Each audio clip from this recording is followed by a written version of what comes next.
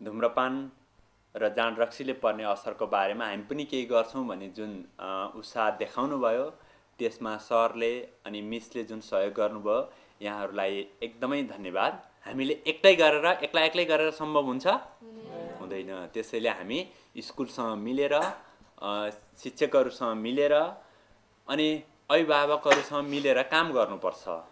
त्यसको लागि तपाईहरू आफूले बालबालिका अरू साथीहरूसँग गएर सबभन्दा पहिले छलफल गर्ने र एउटा समूह बनाउन सक्नुहुन्छ।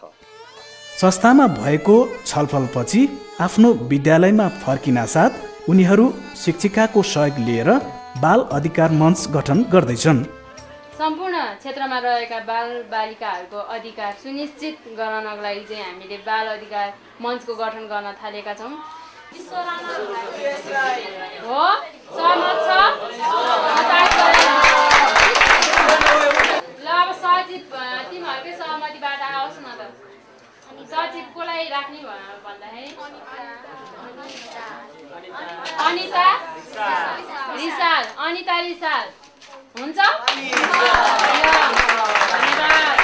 उनीहरूको सामूहिक छलफलपछि आज बाल अधिकार मञ्च गठन प्रक्रिया पुरा भएको छ।